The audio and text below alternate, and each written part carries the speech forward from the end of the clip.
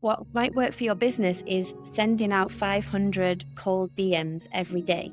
But does it suck the energy from your soul? And is it sustainable for you? Because if it works for your business, but it doesn't work for you, in the end, it's not going to work for your business. Because if your energy is sucked dry, there's not going to be a person to run the business anymore. And I feel so passionate about being connected to yourself because it's the only way you can sustain the energy to do this. Hello, marginal listeners. I'm so excited to have you back with us, 2025 edition. I hope everybody had an incredible, restful, and rejuvenating holiday and that you're ready to get into the new year.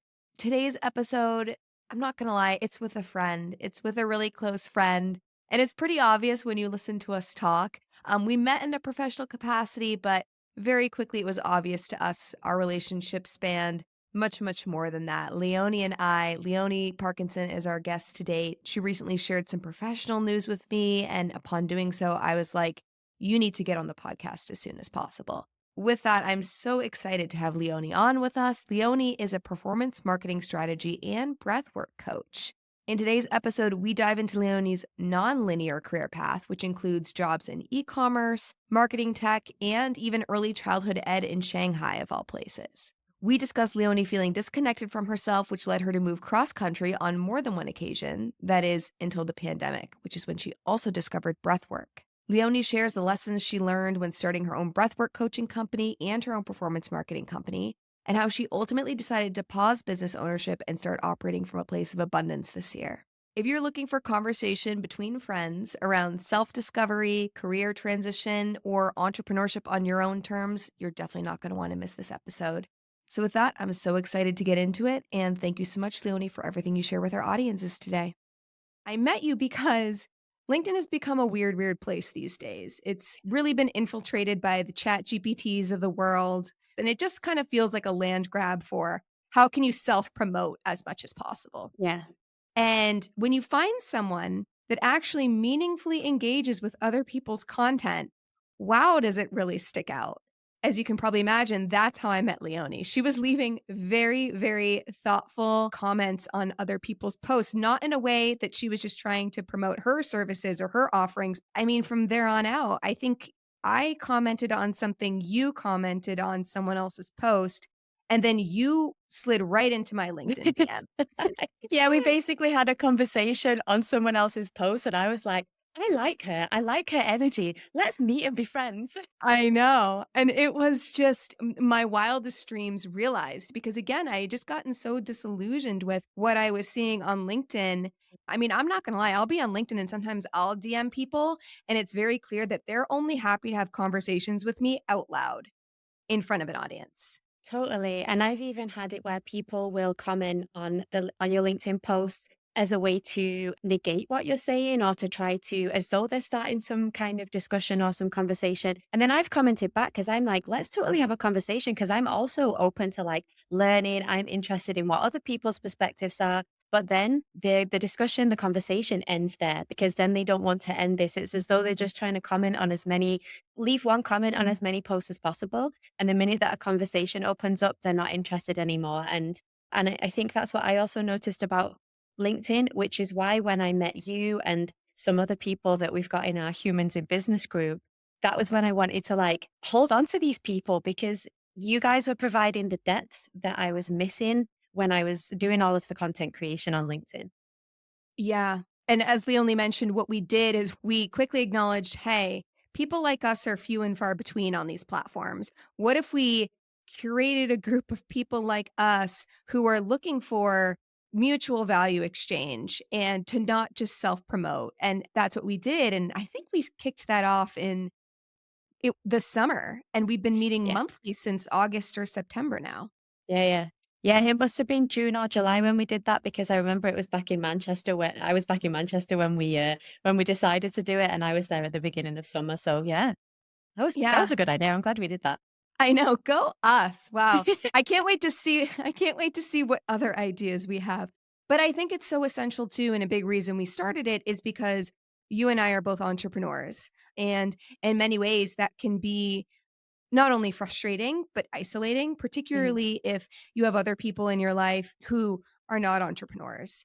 And It's not just that they're not doing the same job as you, but it's almost as though they don't even really understand your why. They Mm, don't understand your motivations.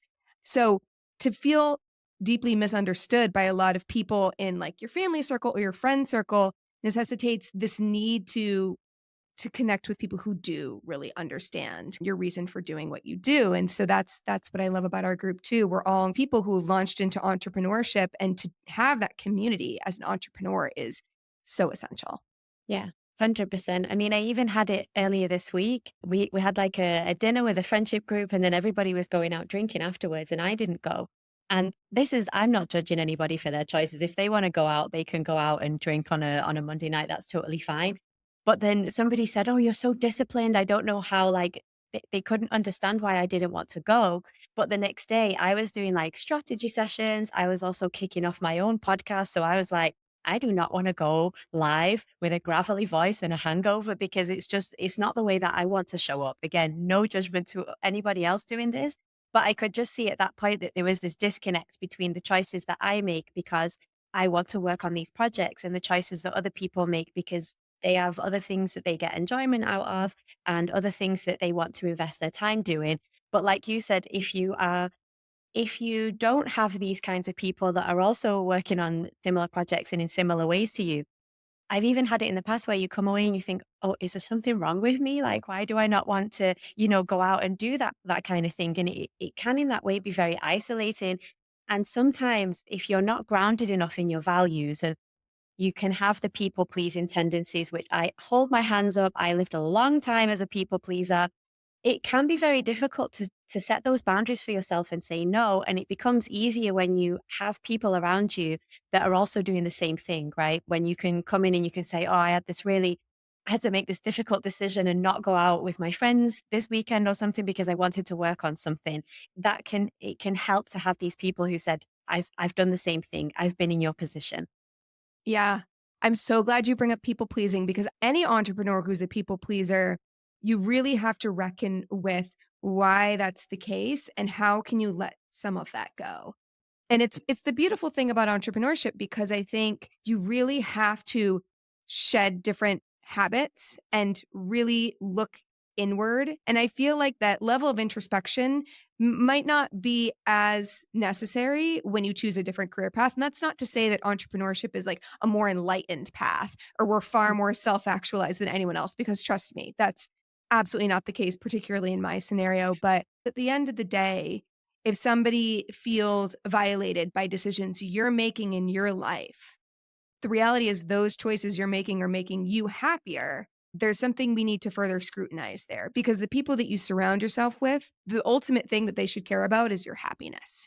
And you coached me through that. So I'm so glad that I'm so glad that you did. Leonie, I mean, you have had such sage wisdom across facets of work and life. And Thank you.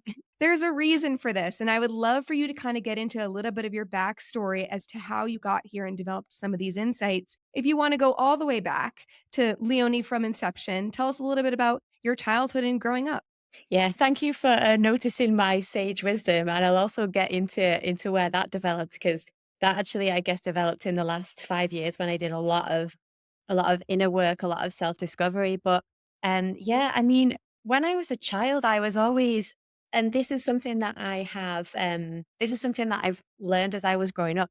I was always like a very quiet child, and I always wanted to just be in the background and be very passive. And I think that I can't exactly say what the exact moment where the people pleasing developed, but I just knew that it started very young. And I always just wanted to, I was like the peacekeeper in the house. I grew up with a couple of siblings, you know how sibling relations are. And I think at some point, my whole thing was just trying to keep the peace. So I'd say as a kid, I was always very aware of how other people thought, how other people felt, and I wanted to just do the best to make everybody feel comfortable. So I can't really say that, some people have these stories that come from childhood. And when I'm thinking about this, I'm thinking about Brian, your co-founder. Like he has this insane story about like all of these things that grow up. And I can't really say that I have that, but I guess that there was a lot of things going on internally that I didn't understand and I didn't know how to process. And then that followed that followed me up until like my mid-20s or something. I guess up until then, I'd followed a normal path. You know, I went to school, I went to college, I went to university, I graduated, I got a job because that's what I thought that you were supposed to do. Everything that I was doing up until that point, I thought that this is what you were supposed to do. And then I'd say around, yeah, my early 20s, after I'd started working in corporate for my first job, I was like, something's not quite fitting. And I guess that this was maybe me starting to break away from all of the things that I thought I should do. And at this point, I kind of did something a little bit radical where I quit my job and I bought a one-way ticket to China and just decided to make a pretty big change.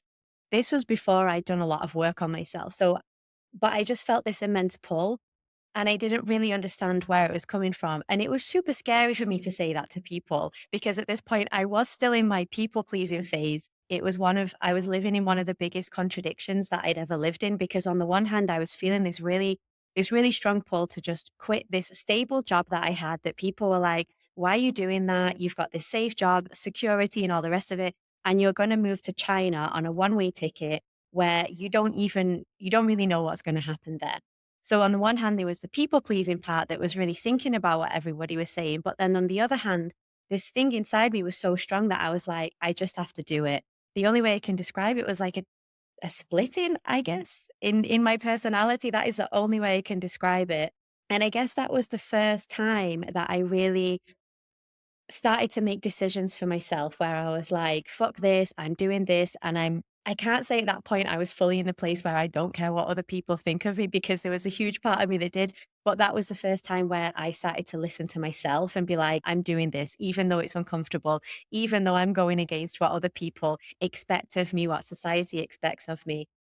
And then, yeah, I went to Shanghai after corporate and I ended up working in a kindergarten for 2 years. So I did like the complete opposite thing of what, you know, I could have stayed in corporate, I could have climbed the ladder, I could have moved to the top. And yet here I was.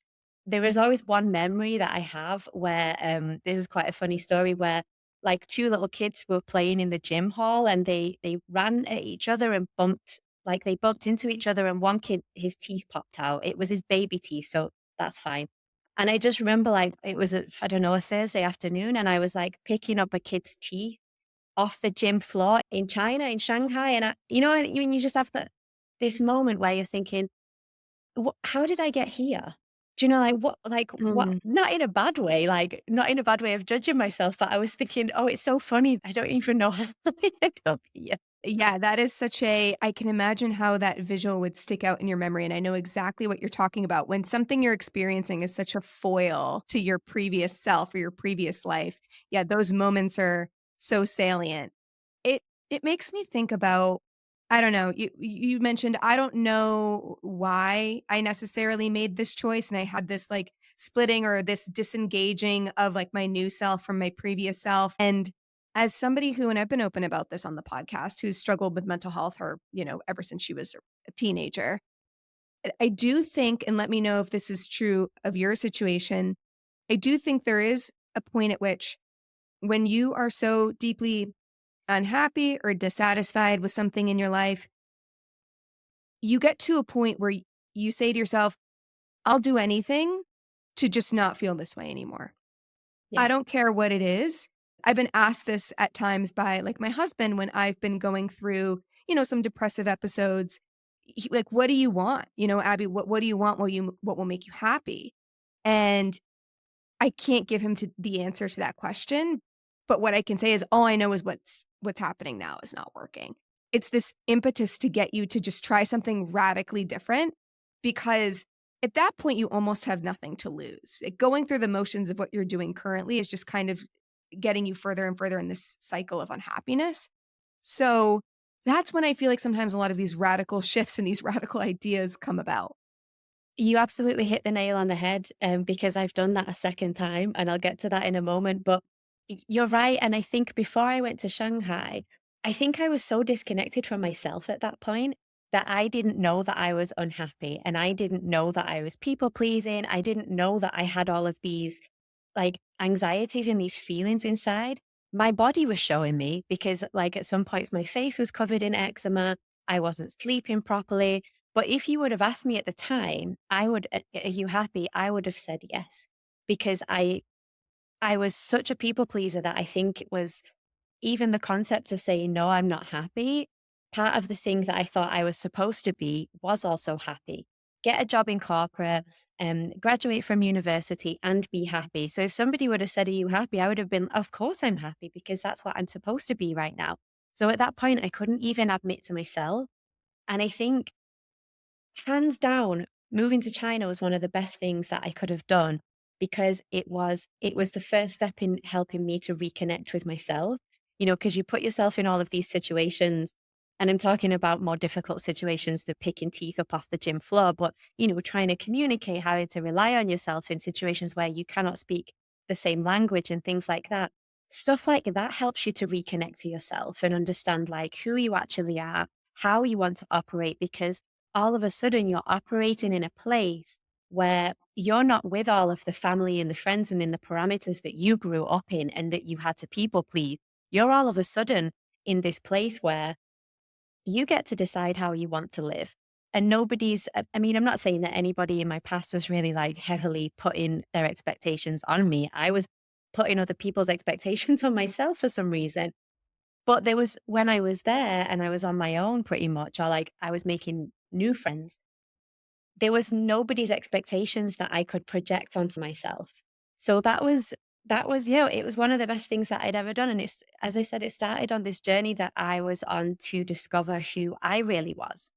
I think that's a really important point around it's not even to say that our friends and family are putting their explicitly putting their expectations No, on us. I actually don't know that anyone in my life has ever said, "Abby, I expect you to choose differently in life," or "Abby, I don't understand why you're making these choices." But it's something about just when everybody else is making different choices, you yeah, start to infer in your own head that you are not being accepted because yeah, you are just doing something differently, and to be able to take yourself out of a situation where you feel that you are doing something differently, behaving differently than everyone else, and put yourself in a completely different situation where you don't have proximity to people who are making wildly different choices from you all the time. And again, that's not to say that you're going to then be in a situation where everyone's making the same decisions as you, but no, you don't have that relativity. You're not constantly comparing yourself in the same way. And I can absolutely resonate with that because I felt that as well when I moved from the East Coast to the Bay Area, 3,000 miles away from my friends and family. Now, when I was in the Bay Area, I actually was surrounded by folks who had followed a very similar trajectory to me, had moved to the city for the same reason. But the way that your friends and family are living has such a heavy bearing on you. And there is a part of you, again, this people pleaser part of you that feels guilty when you're deciding otherwise, yeah. even if they're not giving any indication to you that that's the case. 100%. And it's actually an innate thing in human survival, right? Throughout our human evolution, we survived by being a part of a tribe and a part of a pack. So we grew up in this group of friends and family that, if you think about it in evolutionary terms, that is our tribe, that is our pack, that is who we feel so closely bonded with.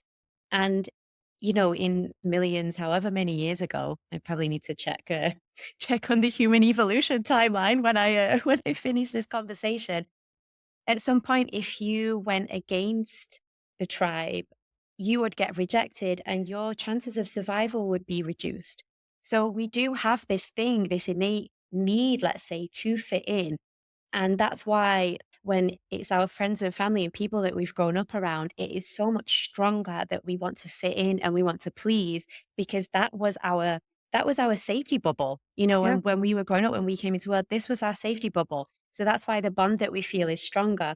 Obviously, when we get older and we meet different people, this need for safety is not there because we've already grown up, we've already survived a lot of years in this wild world.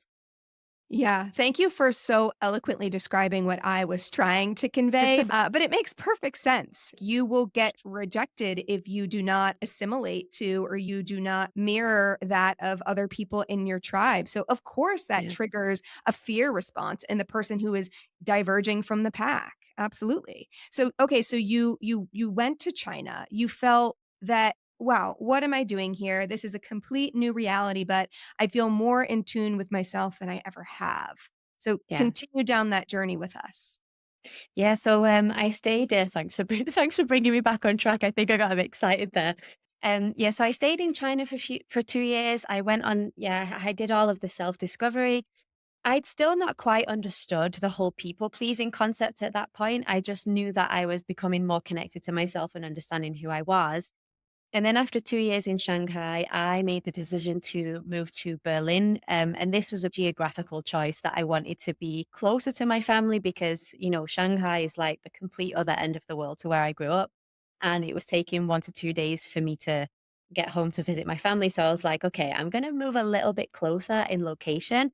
Still not too close, I'm still on this journey of self-discovery, so I moved to Berlin because there was a couple of opportunities here and I started going back into, well, not into corporate, but into the startup world, which is where let's say I was already doing marketing in the previous corporate job, but this is where like I really delved into performance marketing and strategy and started on this trajectory. But in terms of like sticking with the thread of the whole self discovery topic, here, I think that I don't really know how it happened, but I think I started to feel this disconnection with myself again. I can't quite say what it was. What's coming to mind when I'm reflecting on this is like I think the emphasis when I came to Berlin became on like my career development, let's say, because in Shanghai, I was more in like discovery phase. I was traveling, I was working in a kindergarten, which was a load of fun, but it wasn't a career development move for me. It was more of a self discovery move. And then when I came back to, okay, I want to develop my career now. I want to start learning. I want to seek more opportunities in that way. I think I was starting to become disconnected to myself from myself again. I was starting to do the people pleasing behaviors. This is I need to fit in. I need to do certain things in order to be accepted, in order to develop my career, in order to climb up the ladder. And this time it became more prevalent. I guess because I'd had this period of self-discovery in Shanghai, I was also more connected with myself. So I started to feel the anxieties getting a little bit stronger. And this was after like I guess I'd been working in startups and I also got a job in corporate for about 4 years when I noticed this. The signals towards my body were becoming louder. And at this point, to loop back to what you nicely you really put it in a nice way before, I was getting to the point of desperation where I was like, I need to do something. I need to change. Something needs to happen. And at first I thought I needed to move again because in my head, every time I moved to a new country, things got better. So I was like, maybe this is just who I am. Maybe I just need to move around every, 2 to 4 years to solve the problem. But then the pandemic hit and obviously, there was not so many opportunities to move. And it really made me sit down with myself and be like, every time I want to move, am I just running away from the feelings that I'm feeling? Because the pattern that I was also noticing is that every time I wanted to move, these feelings caught up to me at some point. And I was starting to think, well, maybe it's not the best thing to live a life where you constantly have to move. I mean, if you want to move every 4 years, that's a load of fun and that's great. But if you have to move every 4 years because you're getting anxious, then that's really something to look at. And then I discovered breath work and meditation, which is also, I'd say, when you're talking about this sage wisdom, this is where it started to develop because so I started doing the breathwork practice on myself. And then I trained as a coach. I studied somatic experiencing, like therapy technique. I went down this whole road because I was like, I just want to understand what is happening in my body. Why can I not sleep? Why am I having heart palpitations? Why am I constantly grinding my teeth? At some points I'd be on the bus and I'd have to get off because I was feeling so stressed. And there was nothing stressful on the bus happening. And I'd be thinking, why is all of this stuff feeling like it's caving in on me? And I started to understand like the whole stress response. I won't go into it now, but all of the things that were happening in my body. And I worked through that. Everything you're saying, there is this whole notion of the body keeps the score. And I Yes. feel like sometimes it's hard to intellectualize what our bodies are telling us because even if you feel like you are on the right path, you are ticking all the boxes, your body has a way of knowing when things are just not in alignment. I love how you Yeah. keep mentioning too that you continue to become disconnected from yourself.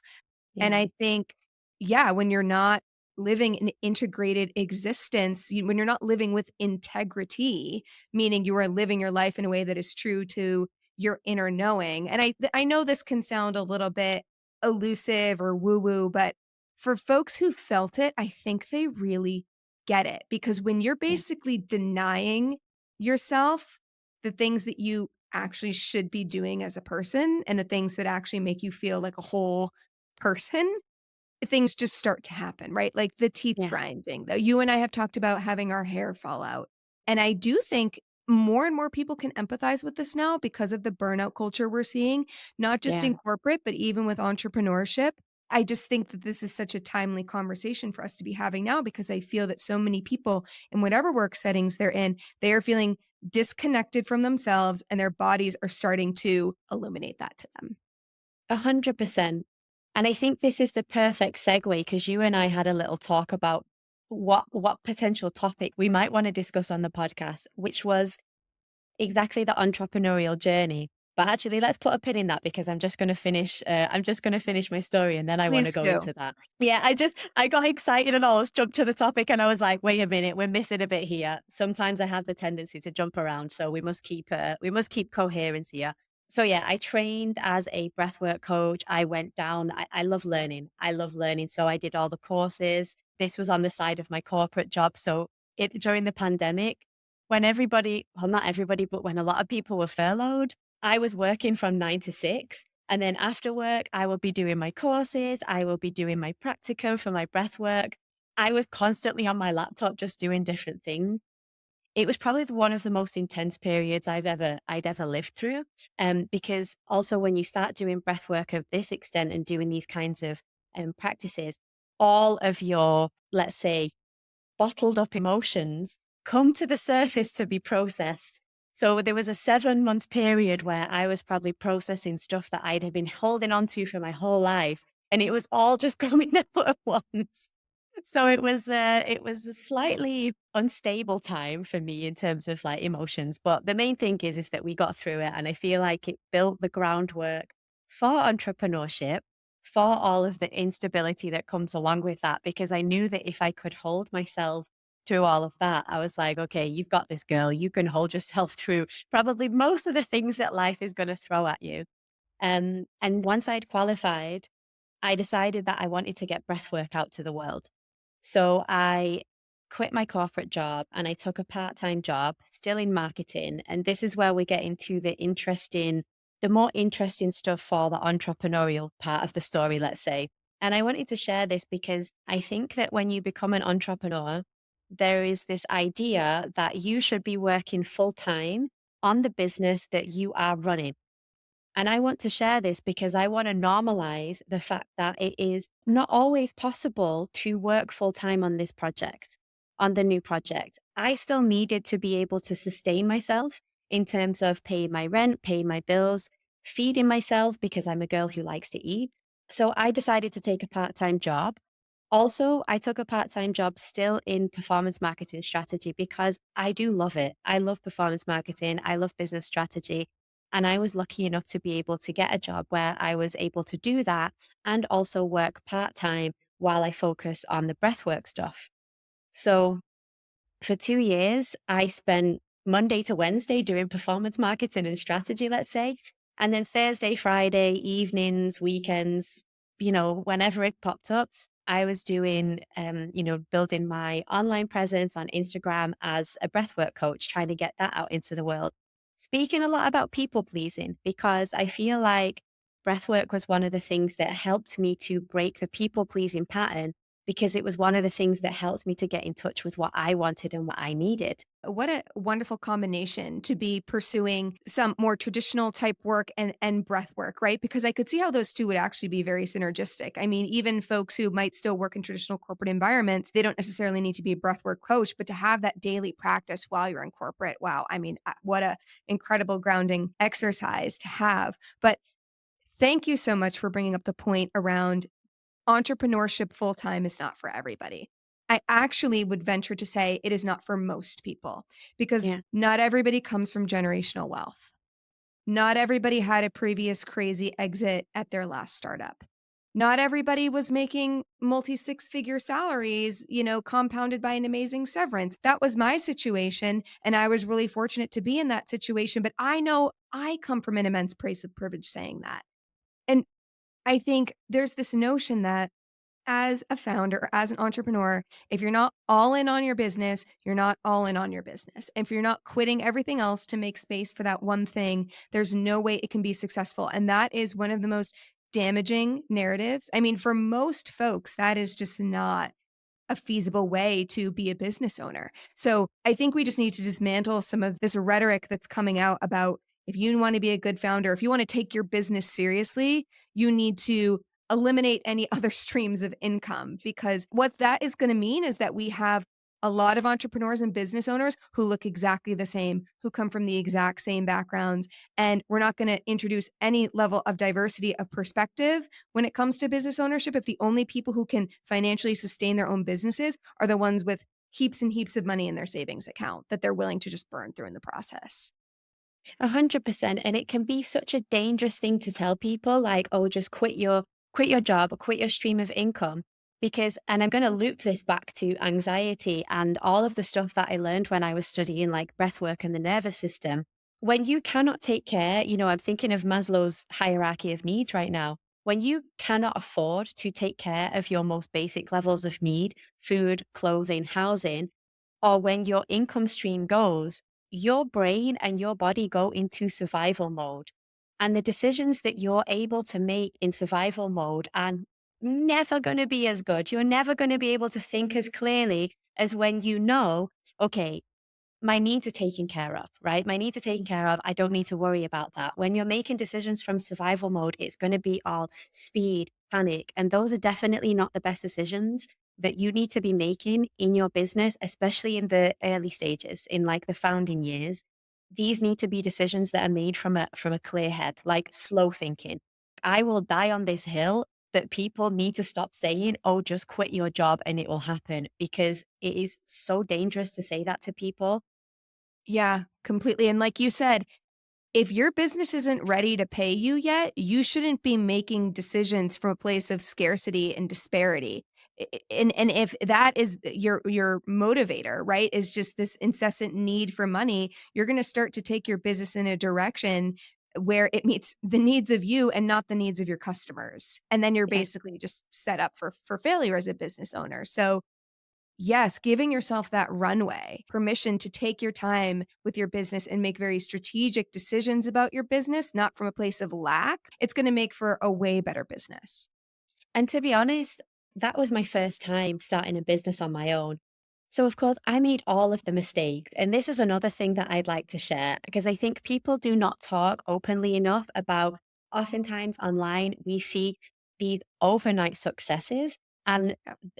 all of the mistakes and the slog and the toil is that person might have gone through to get this overnight success is missing. Honestly, if I was to start that breathwork business again, and I'm going to hold my hands up and say that round one of that breathwork business did not work. And I am so glad that I took a job because I tried so many different angles to get that to work. I worked with consultants and coaches. And for whatever reason, I have my own hypothesis about why it didn't work and things I would do differently. It didn't work, but I was able to sustain myself and give myself the freedom to explore different avenues that I felt like I needed to get that business off the ground. So this is another thing that I wanted to say to underline this is that it is okay to fail. I am holding my hands up and saying that I have already started a business project and it failed and it is emotional and there was pain when I decided to, I'm going to say, park that project because I think I'm not done with it yet.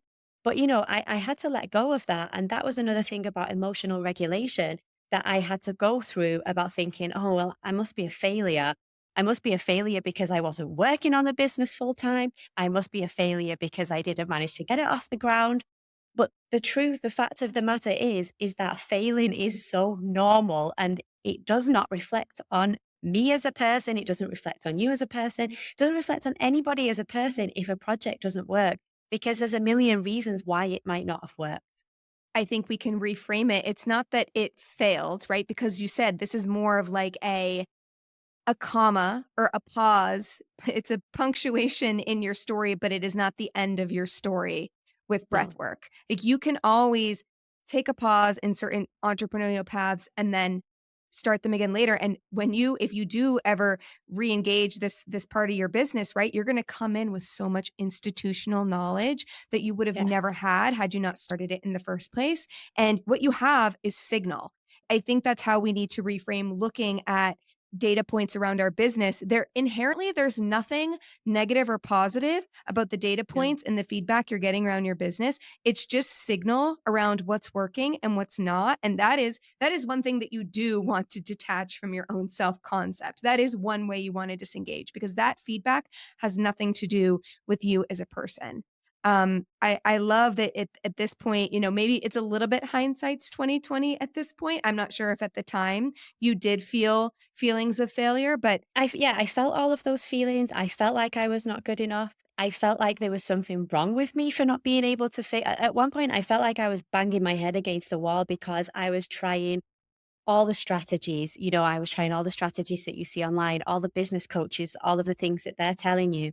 And all I can say is thank God I knew how to do breath work to regulate myself through this. There was a whole lot of breathing going on. There was a whole lot of breathing, a whole lot of tears, a whole lot of all of these things because as I mentioned, I had levels of self-doubt and people pleasing before. To reflect on what you said earlier, Abby, this brought up your business will reflect like deeper levels of things that you thought that you'd worked on, right?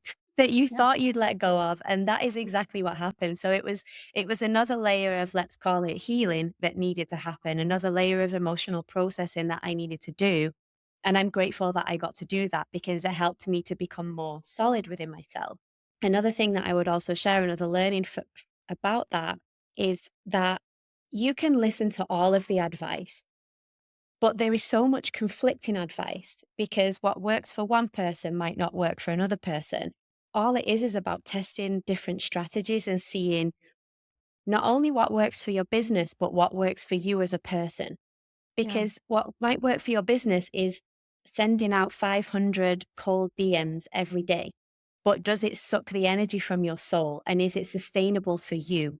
Because if it works for your business, but it doesn't work for you, in the end, it's not going to work for your business. Because if your energy is sucked dry, there's not going to be a person to run the business anymore. And I feel so passionate about this is why I kept on talking about, disconnecting from yourself and being connected to yourself, because this is one of the things like going into business that I think is the most important, like making sure that you stay connected to yourself. It's the only way you can sustain the energy to do this. And again, I can see where this sage wisdom came in. Having this experience as harrowing as it was, it did teach you that, yeah, without you, there is no business. So if your business is not meeting the needs of you as a person, ultimately that business is going to come to an end. So that makes a ton of sense. So what happened? Where did that take you then after you spun down your breathwork business? Where did you go from there? So as I spun down my breathwork business, I was getting more and more pulled back into marketing. People started to reach out to me and they were like, we need performance marketing strategy support and things like this. So then I started on my business idea 2.0. Let's call it business 2.0. And I thought about building a marketing agency. Well, I was working on this for, let's say, 1 year. And then during this year, I also started to feel similar feelings to how I felt with the breathwork business, where I was like, something's not quite right. And I don't know whether I was still feeling a little bit of burnout from the breathwork business and I'd kind of carried it over because I actually didn't give myself any time between spinning down the breathwork business and starting this because the opportunities were flowing in. So I just started taking them. And over the summer, I really something inside of me started to feel like something's not right. And Abby, I know we talked at length about this because both of you and I were going through a huge period of change. So there was a part of me that knew that the way that I was working this wasn't the right thing for me. And maybe it even wasn't the right time after I'd taken such like, I don't want to say an emotional hit, but the breathwork business, it was a very emotional roller coaster that I was on.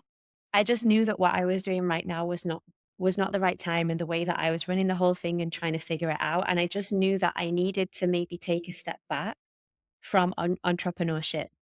The good thing is that I came to this decision way quicker than I did with the breathwork business. So that was already something that I'd learned. I'd learned to listen to this feeling that my body was giving me and be like, pay attention to it straight away, rather than, because I think in the breathwork business there was a lot of I'm just going to keep going. Business advice, just keep slogging through.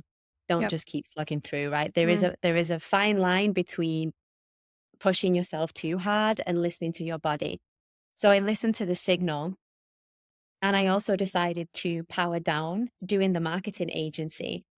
Another opportunity popped up, which is actually me going back into, at the moment, full time employment with a startup. Oftentimes, when you enter entrepreneurship, there can be a great deal of shame, first of all, in taking a part time job. Second of all, in deciding to maybe venture back into full time employment. And this is where I'm going to emphasize again the importance of being connected to yourself, because when this opportunity dropped in, honestly, the only feeling that I can describe in my body was lightness and excitement. I felt like when I had the conversation with the founders of this startup, I felt like the fire relit in my belly for for marketing strategy and for passion. And that was the only thing that I could say. I knew that this was the right thing to do. Had I been holding on to this idea that, no, I'm an entrepreneur, I need to keep on going, I might have not taken this opportunity, and I might have missed out on something that's really great for me, like some serious opportunity for growth, something that I've just started at this company now, and I still know that I've really made the right decision. Had I been hanging on to this thing of what I think I should be as an entrepreneur, I might have missed this. And that's why I really want to labor this point that entrepreneurship is it's not always this linear path where you start a business and you stay on the same business and you just keep on going and going. It is up and down and it is all over the place. And I don't know where my journey is going to take me, but all I know is that I'm doing something that I love and I'm learning and I'm growing. And it is also giving me the chance to still work on other projects because I'm building a podcast and things like that. And for me, the feeling that I've got now is the most important thing. Yeah, that's so well spoken. Something I said to you too when you announced to me privately that you were kind of ending your entrepreneurial journey was I don't think that's the case, Leonie. I think entrepreneurship is kind of a state of being, Mm, irrespective of what you're doing at any point in time. I think to me, being an entrepreneur means you have this kind of insatiable desire to build your own things. And mm, you can build your own things within other people's companies. There's this whole notion of intrapreneurship, and I think this role that you are fulfilling is entrepreneurship. I mean, you're coming in and you're crafting your own role, your own yeah. scope, and you're building out this job function within the startup. And again, you still have a portfolio of interests and ventures outside of that job as well. So you are still very much an entrepreneur. And I think this is really critical for people to hear because we think that entrepreneurship needs to look one singular way. And so long as we keep thinking that, we're going to have a lot of unhappy entrepreneurs or a lot of people who just think entrepreneurship isn't for them. And I don't want to Yeah. live in a world where every entrepreneurship looks, acts, and thinks the same. So I'm so glad you brought that to me then, and I'm so glad you're open to speaking about it now on the podcast. Leonie, I would love for you to share a little bit more about the startup you're joining as well as the podcast you're starting, should listeners want to get a little more involved in either capacity. Yes. Oh my God. Thank you for giving me the opportunity for that. So the startup I'm joining or have just joined, it's called Hunch Ads. They are an automation AI platform that allow performance marketers to do things at scale. So I'm super excited about that because building out marketing tech products and going into the whole automation stuff, it is, oh my God, it is right up my street. Plus, combined with performance marketing strategy, this is the thing that I'm so excited about. So, if you want to check them out, please check out Hunch Ads. And the podcast that I'm building, we're not quite far enough yet that I can advertise it with the name. But I'm working together with one of my friends and my podcast co host. if you follow me on LinkedIn, I will definitely be posting more about that. The whole idea is to have cozy chats about marketing topics, things that are happening in the industry. We've even got a nice cozy vibe and the background and stuff like that. So it's a very casual conversation about big topics that are happening in the marketing industry, because we think that business podcasts can be very, very proper, very corporate, always done in an office. And we wanted to break away from that a little bit and have these interesting conversations. I guess it relates to what you just said, Abby. We want to make it more accessible for people. And if that, if this feeling of coziness that we can put across makes it more enjoyable for somebody to feel like they're still engaging in these conversations, but out of a work setting, out of like a stuffy work environment, that is our goal. So please keep a lookout for that, because I'm super excited about this project. If I could cozify every facet of my life, I love that I word. I absolutely would. Yeah. Oh, because I'm all over the cozy TikTok. I mean, it is a booming industry. So you are Cozy firmly talk. within that. Yeah, cozy talk. Exactly. So, and I think marketing topics, again, like you said, big topics deserve kind of this nice little container where you can still feel comfortable and you can still feel that these conversations aren't something that are stress inducing. Yeah. I do feel like at the end of the day, it's good to remind ourselves marketing can be fun. Marketing Yeah. can be connective. Marketing is not, yes, we're spending money and it's high stakes in certain capacities, but at the end of the day, it's a creative outlet too. And I love that you're creating space for that as well. So once you have more information to share about the podcast, we will update the episode show notes of this episode to link your podcast so folks know Thank you where so to listen much. along. But in the meantime, we will also link your LinkedIn profile and also include information about the startup as well. Well, Leonie, this has been, I feel like I know you very well, but I feel like I know you even better having come away from this conversation. So thank you so much for being so generous with your story and with all the wisdom you shared with our audiences. I feel like I've been on a little bit of my own breathwork journey. Actually, with that, let me know if you'd be okay with this. Is there any kind of small daily breathwork practices that people can integrate, even if they don't have a coach like you, but a quick practice they can do? 100%. So the easiest thing, I'm going to give the easiest, most accessible thing that you can do that it has so much impact is something that I'm still doing. I mean, I am 5 years into my practice now, maybe 6 years, and I still do this. It's called the 6 second breath. You inhale for 6 seconds and exhale for 6 seconds. Do that for 5 to 10 minutes. No matter how you're feeling, whether it's you need to calm yourself down, whether you're feeling overhyped, it is something that consistently brings you back into a state of balance. But if you can remember, even set an alarm on your phone. This is what I do. I set an alarm on my phone twice a day and I'm just like 6 second breath. And whatever I'm doing, I have to stop, breathe for 3 to 5 minutes. Even that can have the biggest impact already on like your day-to-day life and how you're feeling. That is the one thing that I always encourage people to do. You can even do it while you're on the bus. Nobody's going to know. When you're on the airplane, you can just do it everywhere. So it is so accessible and so powerful. I'm running out of words to describe how good it is. So please do that. You know, I was gonna say you can even do it while you're podcasting, but you can't because then you have to eventually say something. So I was a couple 6 counts in, but I'll need to resume this practice later on, and I love the idea of alarms. I also love the idea of putting this in your calendar, as a Pal recurring pal. event. Yes. Well, Leonie, thank you so much again. You've given so much practical advice. Audiences are gonna walk away from this conversation knowing how to live a little bit more of an integrated experience through life and work and just being kind to themselves too if they are seeking entrepreneurship but they think they don't have the means or they don't have the personality profile or the resources, letting them know that entrepreneurship can look so many different ways Yeah. and it doesn't need to be a linear trajectory either is such a liberating thing for you to gift everybody. So I thank you for that. Thank you so much for having me on. I feel like, I love the conversations with you, and I hope that other people get as much value as I think you and I both get from them. Thank you so much for listening to the Marginal Podcast. This podcast is brought to you by the team at CalPal with music by Siddhartha. If you like what you heard today, please don't forget to rate, review, and subscribe to the podcast so you never miss an episode. You can view full episode show notes at marginalpodcast.com and follow us at Marginal Podcast on Instagram. Thank you so much, and we'll catch you next time.